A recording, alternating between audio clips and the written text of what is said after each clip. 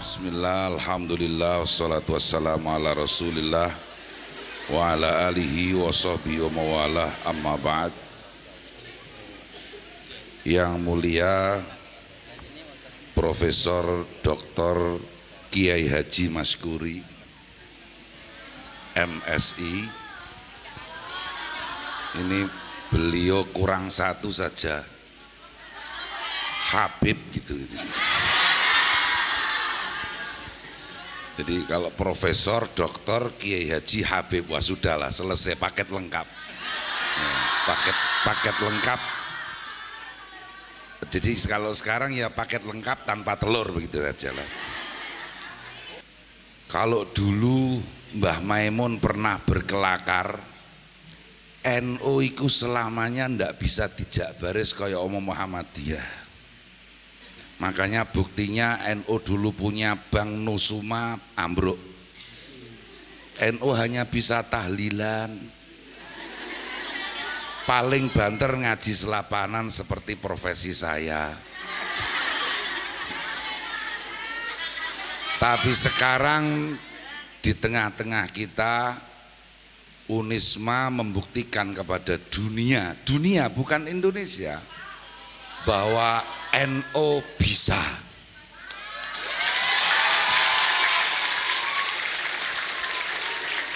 Banyak hal yang kami bicarakan. Saya yang biasanya pandai merangkai kata, tadi hilang segala kemampuan saya itu di hadapan beliau-beliau. Cuman luar biasa tadi Pak Ulin sempat masih bisa merangkai kata-kata indah. Kerawan beliau-beliau ini seperti durian runtuh bagi kita semua. Karena di penghujung lorong-lorong gelap masih ada secercah sinar bahwa insya Allah 90 sekian persen dari kalian ini mungkin bisa melanjutkan ke Fakultas Kedokteran Unisma.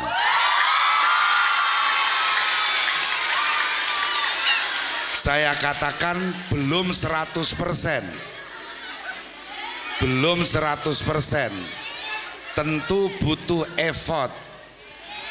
Dan yang lebih penting adalah butuh doa. Kalau kemudian tahun kelulusan kalian nanti ada yang bisa,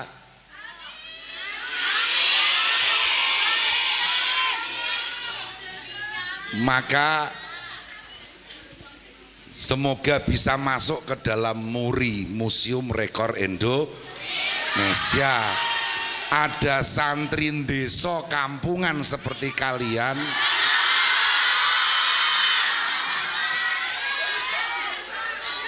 nanti bisa jadi dokter, tidak sekedar dokter cinta seperti saya selama ini. Baik, saya kira kalau saya panjang-panjangkan nanti ya menjadi ndak asik. Kita dengarkan paparan langsung dari Yang Mulia Profesor Dr. Kiai Haji Maskuri. Assalamualaikum warahmatullahi wabarakatuh. Waalaikumsalam warahmatullahi wabarakatuh. Hamdan wa syukran lillah. Allahumma sholli wa sallim ala sayyidina Muhammad wa ala alihi wa ashabi ajmain. Amma ba'du. Hadratil muhtaramin, para alim, para ulama, wabil khusus Al-Mukarram Ki Haji Ahmad Nadif selaku pengasuh sekaligus sebagai pembantu direktur bidang pendidikan kurikulum, yang sungguh luar biasa beliaunya ini. Diksi-diksi yang disampaikan tadi itu membuat saya agak terbebani.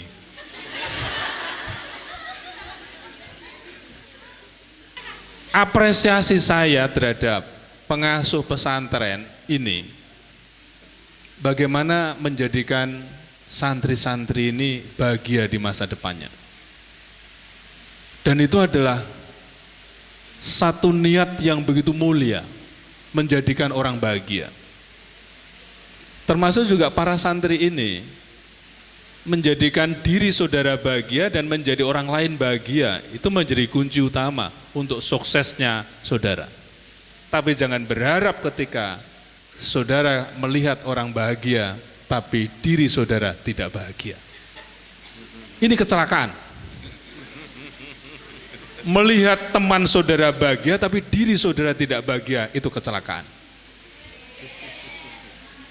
Penjara buat saudara itu, ya kan? Nah, saya yakin santri Matoliul Falah ini dengan dibimbing para pengasuh-pengasuh yang hebat ini, hidupnya insya Allah akan berkah. Udah kelihatan kok ini, udah kelihatan semuanya jadi bunyai-bunyai.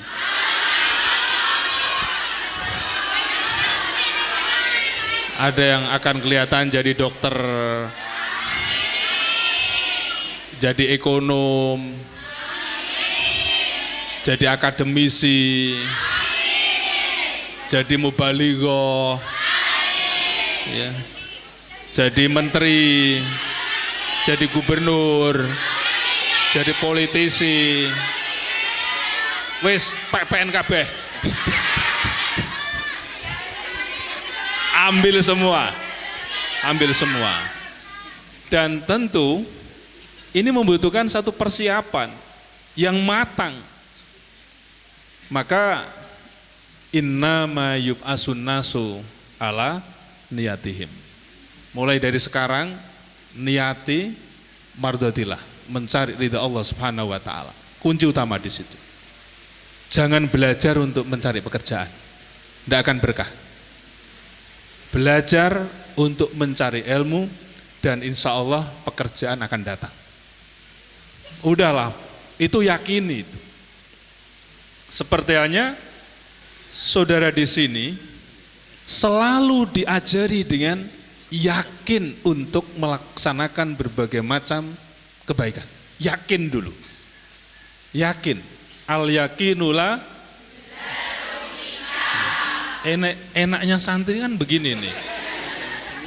Coba kalau saya ngajar di lembaga umum, al-yakinu, ya yakin tenan. Gitu ya. Itu, ya yakin tenan itu. Jadi ini. Dan saya pula yakin bahwa Anda adalah kunu robbaniyin. Anda adalah generasi-generasi Rabbani yang berjiwa Qur'ani. Ya karena di dadaku ada Qur'an, di hatiku ada Qur'an, di pikiranku ada Al-Qur'an, di sikap dan perilakuku ada Al-Qur'an, di lingkunganku ada Al-Qur'an, di langkahku ada Al-Qur'an, di nafasku ada Al-Qur'an. Saya ini sedang berbicara dengan orang-orang ahli surga.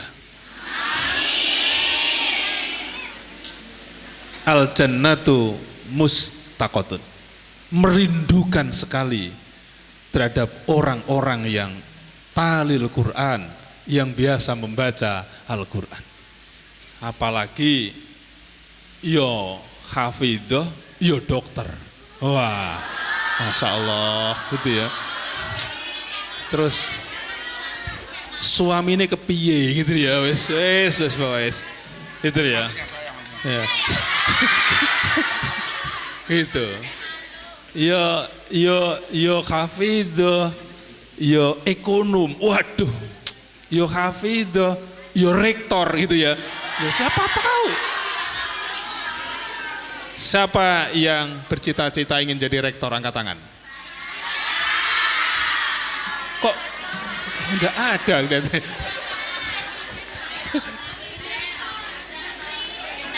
Ya.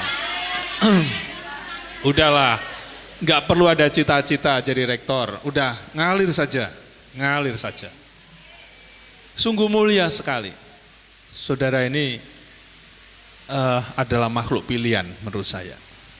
Makhluk pilihan, dipilih oleh Allah untuk menjaga Al-Quran. Ini kan semuanya kafidah, ombatan. Ya, tetapi dengan di pondok begini kan sudah baunya bau Al-Quran kan? Baunya itu adalah baunya kutubut turos. Itu loh ya. Ya sudahlah, saya melihat wajahnya udah senang kok.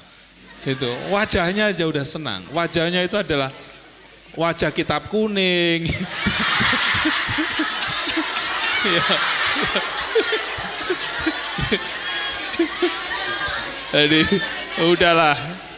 Wajahnya itu adalah wajah yang menggembirakan gitu ya. Wajah yang menggemaskan itu ya. Wes pokoknya itu tidak bisa lepas dari spiritnya kiai yang ada di Matoliul Falah. Coba dilihat kiai-kiainya ini kan smart-smart. Murah senyum. Ya. Ini Yai Nafi, Yai Nadif, murah senyum. Kalau ada santrinya yang nggak bisa senyum itu bahaya. Itu. Alhamdulillah, saya senang sekali. Universitas Islam Malang, kampus unggul mencetak generasi entrepreneur muda berkualitas global melalui implementasi kurikulum merdeka. Kampus Islami dan terbuka bagi semua umat beragama dan warga negara. Jalinan kerjasama dengan dunia usaha, perguruan dalam dan luar negeri yang luas.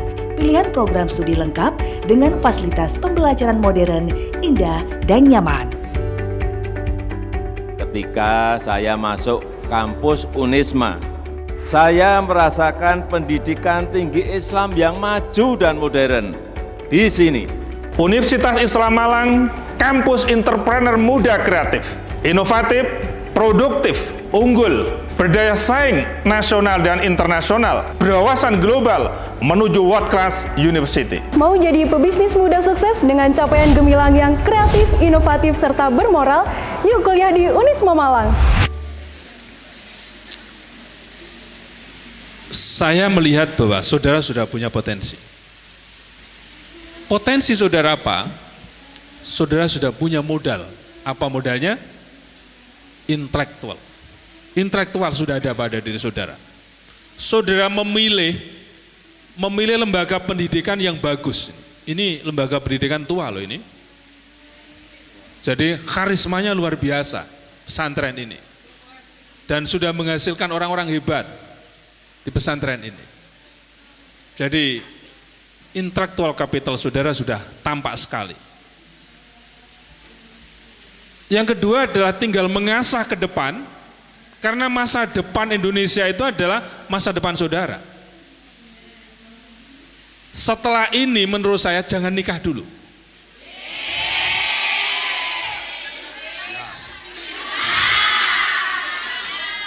Kalau nikah, ya wassalam. Masa depan itu belum milik saudara. Tapi kalau saudara nanti nikahnya setelah kuliah, baru masa depan untuk saudara. Saudara persiapkan dengan bagus ini. Persiapan dengan bagus. Untuk menjadi apa? Leader. Untuk menjadi apa? Manager. Untuk menjadi apa? Rektor. Jadi menteri. Yes, mau jadi apa saja lah. Tapi kenapa saya tidak pernah mendengar tadi ingin jadi bunyai? Oh, mereka sudah bunyai. Udah, kata-kata ini harus dipegang loh ya. Jadi Yai Nadif sudah matur dengan saya. Saya melihat bahwa Anda tidak ingin menjadi bunyai, tapi beliau matur bahwa Anda sudah bunyai. Loh, ini menjadi apa? Ini legasi saudara loh ini ya. Ini harus saudara pegang betul. Ternyata saya ini sudah bunyai ya, gitu ya. Saya sudah nggak tahu Pak Yainya siapa. Gitu.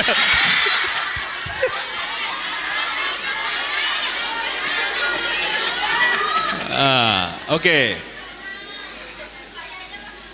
Saudara harus menjadi calon-calon leader ke depan, pemimpin. Jadi manajer capital, saudara harus menjadi manajer. Nggak tahu manajer apa sajalah, manajer rumah tangga. Kalau rumah tangga, insya Allah mudah lah ya. Apalagi sekarang ini Indonesia di dalam bonus demografi mayoritas itu mbak-mbak di lembaga-lembaga pendidikan itu mayoritas wanita. Jadi kalau di Unisma mahasiswanya hampir 17.000, itu 65% itu wanita. Berarti Indonesia masa depan akan dipegang oleh wanita.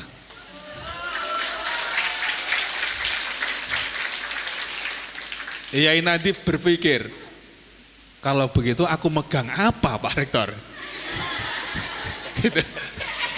Itu kalau yang megang wanita, ya Yai Nadif ya itu penasihatnya wanita yang memegang kepemimpinan itu. Itu yang mengendalikan wanita yang memegang itu, gitu ya. Jadi harus menjadi manajer. Saya yakin modal itu sudah ada pada diri saudara karena di sini dilatih pula insya Allah arahnya kepada leadership. Kalau sudah mengarah kepada entrepreneur, itu sudah leadership di sana.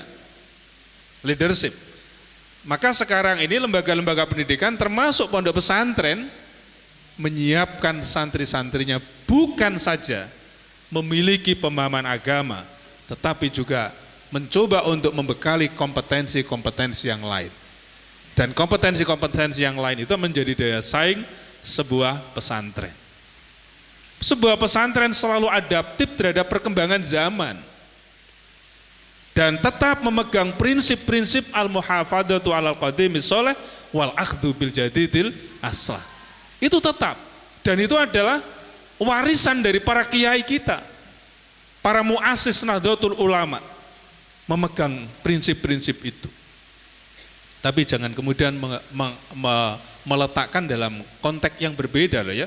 Al-muhafadzatu alal qadimis sholeh wal akhdhu bil jadidil aslah. Berangkat ke musola membawa sandal yang jelek, pada saat kembali membawa sandal yang baik. Wah, ini kacau kalau ini. Ini tidak diajarkan oleh Yai Nadif, nggak diajarkan itu. Nggak diajarkan oleh Yai Nadif, nggak diajarkan itu. Tapi kita usaha selesai, menempatkan sesuatu pada tempatnya. Yang ketiga adalah social capital. Dan sekarang ini telah saudara jalankan dengan latar belakang kehidupan daerah yang berbeda-beda. Sekarang tumplak-blak di sini coba. Saudara punya teman, punya jaringan. Ini dari mana saja? Luar Jawa ada kan? Jawa Barat ada, Jawa Timur ada, NTB ada, Amerika ada. Oh, botan. Ya. Paling tidak skala nasional ini sudah ada di dalam genggaman saudara. Saudara sudah menguasai Indonesia saat ini. Social capital telah saudara bangun di sini. Maka Anda harus besar hati bahwa saya punya teman banyak ini. Saya punya jaringan banyak ini. Saya punya sistem komunikasi dengan teman-teman dari berbagai daerah yang baik-baik. Potensi yang luar biasa. Dan ini ada di pesantren. Ada di pesantren. Ini dengan sendirinya membentuk saudara. Sifat-sifat egoisme, sikap-sikap primordial, sikap-sikap sektarian dan sebagainya dibuang jauh-jauh. Karena apa? Disinilah tempat membangun social capital. Udah, teman-teman saudara itu nanti akan ingat pada saudara kok. Saya punya anak yang di pesantren. Kalau sudah di rumah, itu yang diingat tuh bukan ayahnya, bukan uminya, ingat temannya coba. Ingat temannya, berangkat ke Surabaya, berangkat kemana lagi, karena ingat temannya di situ. Ah, itulah, Yai, itu, seperti itu. Universitas Islam Malang, kampus unggul mencetak generasi entrepreneur muda berkualitas global melalui implementasi kurikulum merdeka. Kampus Islami dan terbuka bagi semua umat beragama dan warga negara. Jalinan kerjasama dengan dunia usaha, perguruan dalam dan luar negeri yang luas. Pilihan program studi lengkap dengan fasilitas pembelajaran modern, indah, dan nyaman. Ketika saya masuk kampus Unisma, saya merasakan pendidikan tinggi Islam yang maju dan modern. Di sini, Universitas Islam Malang, kampus entrepreneur muda kreatif, inovatif, produktif, unggul, berdaya saing nasional dan internasional, berwawasan global menuju world class university. Mau jadi pebisnis muda sukses dengan capaian gemilang yang kreatif, inovatif, serta bermoral? Yuk kuliah di Unisma Malang. Nah, yang berikutnya adalah era sekarang adalah era digital. Saya tidak tahu apakah di sini boleh pegang HP atau tidak, saya nggak tahu. Tidak boleh. Tetapi Anda familiar terhadap teknologi informasi, ya kan? Teknologi informasi. Maka siapa yang menguasai tentang teknologi informasi, dia akan menguasai dunia. Era sekarang adalah era teknologi informasi. Nah, kalau hal-hal yang seperti ini Kiai, bisa juga nanti kerjasama sama Unisma. Jadi tentang digitalisasi. Sekarang ini membuat apa saja, membuat PPT, membuat makalah, membuat website, membuat apa saja, bisa bermuara dari apa? Artificial intelligence. Jadi spiritual capital ini sudah tidak bisa diragukan lagi bagi saudara. Dan ini jarang dimiliki oleh orang-orang yang di luar sana. Ini hanya dimiliki orang-orang pesantrenan. Saya selalu mengatakan bahwa intelektualitas dan rasionalitas kurang bermakna tanpa didukung dengan spiritualitas yang kokoh. Artinya apa? Kering dalam kehidupan manusia itu, dan manusia akan tercerabut dari akar kemanusiaannya tanpa didukung dengan spiritualitas. Saya membuktikan kok, Unisma bisa melakukan berbagai macam lompatan. Saya tidak suka dengan sekedar lari, tapi dengan lompatan itu salah satunya adalah spiritual capital yang kita bangun di kampus Universitas Islam Malang. Gimana cara membangun? Kalau di pondok pesantren sudah al-adah al-mukamah lah, kira-kira begitu. Tapi bagi perguruan tinggi, saya ajak pimpinan-pimpinan, termasuk saya mulai dari diri saya sendiri, ibda binafsik. Datang ke kantor, tidak langsung kerja, baca Al-Quran dulu. Pimpinan-pimpinan, karyawan, datang ke kantor sebelum kerja, baca Al-Quran dulu. Minimal 1 makro, sehingga di Unisma itu ada yang disebut dengan Yaumul Quran. Hari Al-Quran. Kalau ada orang yang kemudian dia nggak paham terhadap keberkahan, celaka. Celaka. Saya pernah kok punya teman yang pada saat itu ketemu di metropolitan, kota metropolitan, tanya pada saya, Pak Maskuri, saya kerja di mana? Di Unisma. Gajimu berapa? Udahlah, nggak perlu tanya gaji, yang penting hidup itu berkah. Apa jawaban mereka? Oh, berarti istrimu dikasih makan berkah. Coba.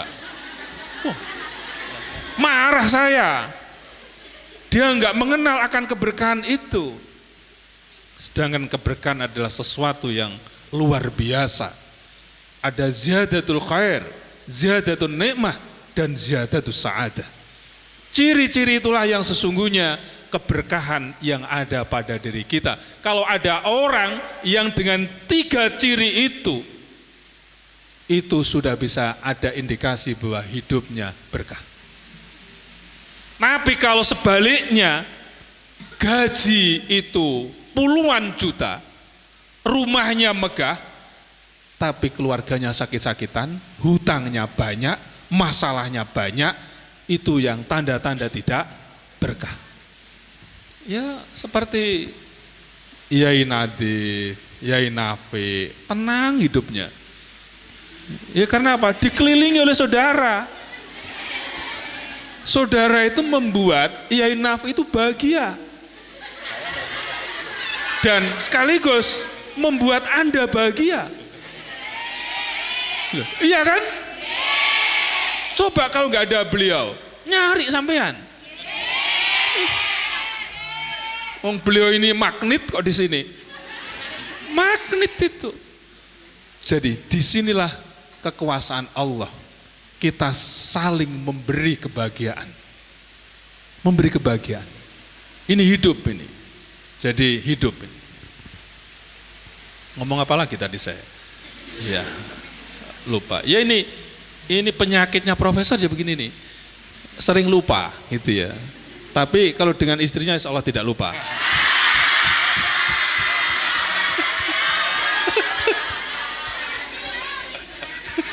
Istri yang keberapa dulu, Bro? Itu yang lupa itu ya. Jadi itu.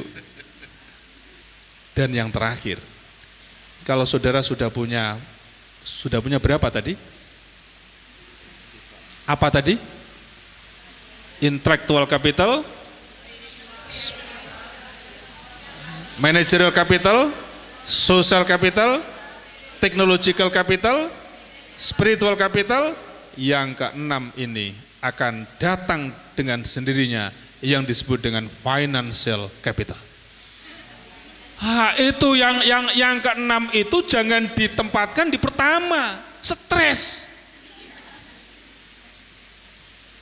Dunia ini kalau sudah orientasinya transaksi, aku dapat apa, enggak dapat, stres. Percaya enggak? Stres. Maka orientasi itu terakhir saja. Kalau 5 itu sudah ada pada diri saudara, udahlah semuanya akan kena. Karena itu pemantik sebuah kemajuan di sana. Tapi juga harus menjadi muharik. Menjadi penggerak-penggerak, pelopor-pelopor di sana. Ya sudah, saya pikir itu. Kalau nanti mau kuliah ya nanti kuliah aja nanti. Saya hanya memotivasi pada diri saudara aja bagaimana saudara bisa menyiapkan itu semuanya. Terima kasih. Wal afu minkum wallahu muwaffiq ila aqwamit thoriq. Wassalamualaikum warahmatullahi wabarakatuh.